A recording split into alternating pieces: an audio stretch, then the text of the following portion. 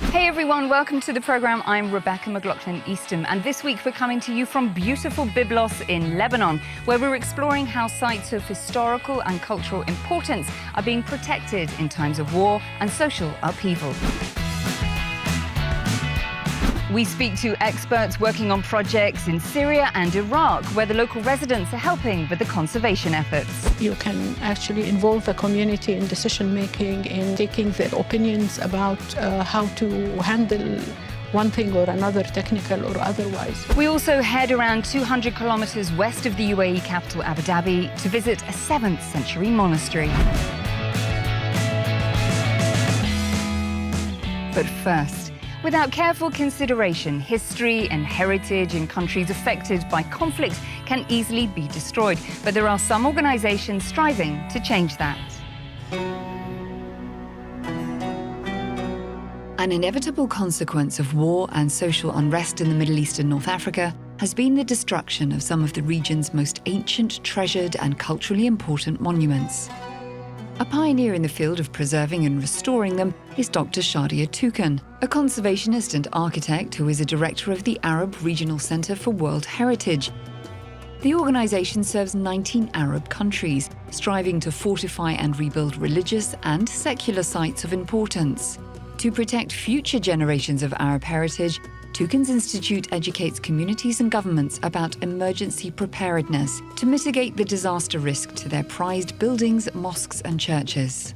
Based in Bahrain, Toukan was recently in Abu Dhabi, highlighting how architects and environmental scientists must work closely together to safeguard the region's historical sites. She also talked about how the involvement of a local community helps restore hope and a sense of togetherness. As with the Unesco restoration of the famous 8th century leaning minaret of Al-Nuri Mosque, which was destroyed by ISIS 2 years ago.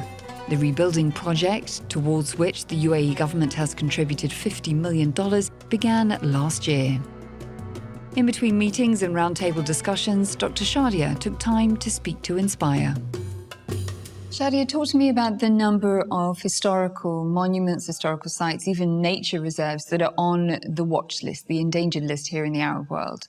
There is about 22% of the 84 sites that were inscribed on the World Heritage List initially.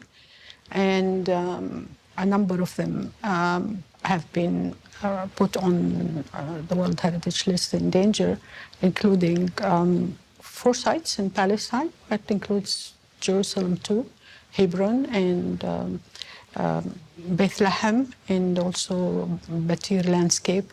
You have also Aleppo, and then now like 60% of the urban fabric was destroyed.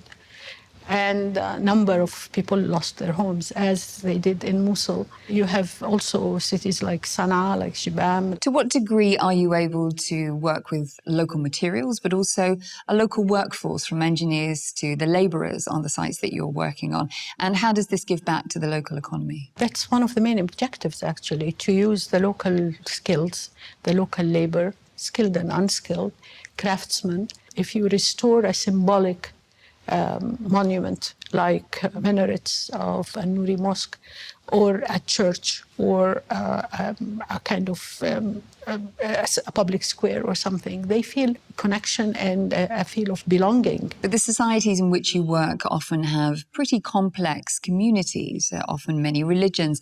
Expectations across the board are different for the different families living within the city. So how do you manage that? You can actually involve the community in decision-making, in taking their opinions about how to handle one thing or another, technical or otherwise. But one thing for sure is that you have to have people who are mentally healthy, who have not been subject to such trauma, who were not treated and scared and made feel kind of vulnerable to attacks or to loss of life. Talk to me about one of your favourite stories, your success stories, in particular from Lebanon. The success of the National Museum in Beirut. That was quite something. The building itself was completely destroyed.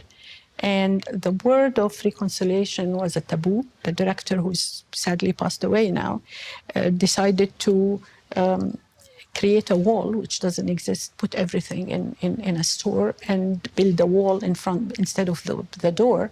So when the fighters came to the museum, they didn't realize there was anything behind the wall, and that was risking his own life. That is a beautiful message. And you learn from people who are living in such historic sites. UNESCO's global strategy encompasses conserving a wide spectrum of the world's cultural and natural treasures, ensuring that no culture or religion is underrepresented, placing people and cultural coexistence at the heart of the projects they take on. Projects receiving attention and investment from UNESCO and its partners in the Middle East include Saudi Arabia's Nabatean-carved sandstone city of Al-Hijr and Syria's conflict-ravaged ancient city of Aleppo with its 12th century Great Mosque. To help pay for such projects, there's UNESCO's World Heritage Fund of public and private contributions. Created in 1972, it receives around $4 million each year, which it allocates to sites requiring urgent conservation. And since 1978, more than 2,000 requests for international assistance have been granted, with the Arab states accounting for around 12% of submissions. Speaking on the sidelines of a cultural summit in Abu Dhabi, Lazar Asamo, the deputy director of UNESCO's World Heritage Centre, told Inspire that there were two fundamental questions governments looking to rebuild their cities in the aftermath of war had to ask on behalf of their communities. After the crisis, how do we come back together? How do we recover from this? And there, heritage becomes important, because with heritage we recreate the environment in which, recovery can be possible, and it is possible for a sustainable healing process. What are some of the most ancient and treasured sites that are most at risk right now, and what's being done to protect them? Starting from the ancient pyramid of Egypt, and you go to the Maya temples in Latin America.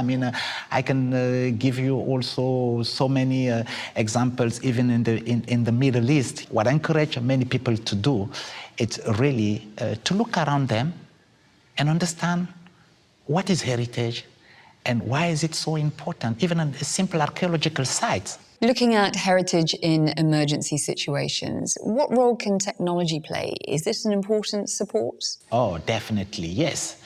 A couple of years ago, when we wanted to go to visit a site or to document a site, it would take us years of work.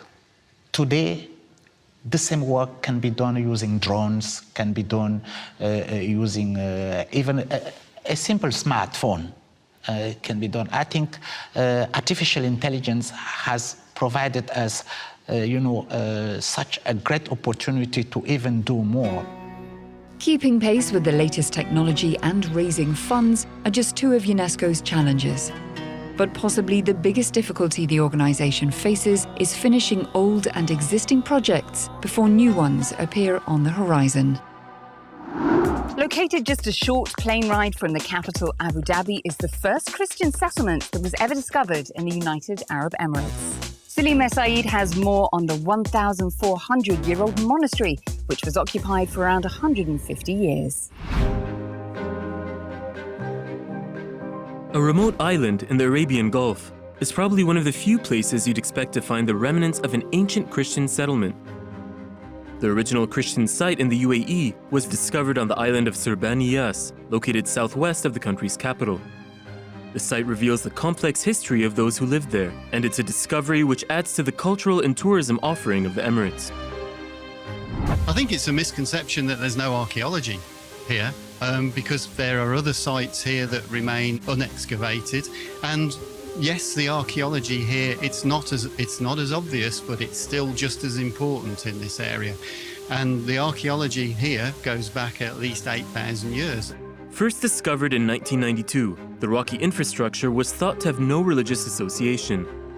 Yet 2 years later, more excavation revealed crosses and the architectural framework of a church and monastery, parts of which can be found in Abu Dhabi's Louvre Museum, dating back to the early years of Islamic history from the 7th century and telling an untold history. So the importance of this discovery is that it's something that we can't learn from written records. We know there were churches here, but we didn't know where they were. And there's very few of them in the Gulf. And this one is the easternmost of the churches of the East.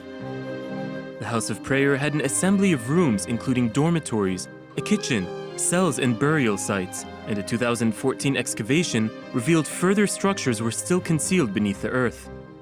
Hundreds of artifacts were unearthed during excavations, including fragments of plaster which covered panels lining the building's walls, broken pieces of ceramic pottery, and glass drinking vessels.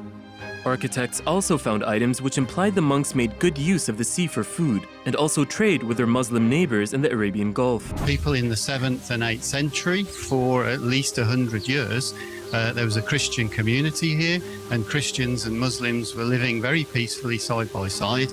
A symbol of historic coexistence, the Surbaniyas church and monastery shares a similar foundation as other Christian sites in the Gulf, including Saudi Arabia's eastern province of Jubail and 2 churches on Kuwait's Failaka island.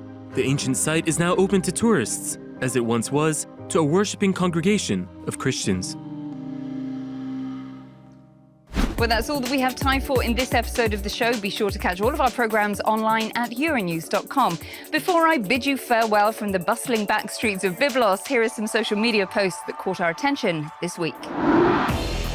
Mustafa from Jordan took this shot during his first visit to the Umayyad Mosque in Damascus, which inspired him to be an architect.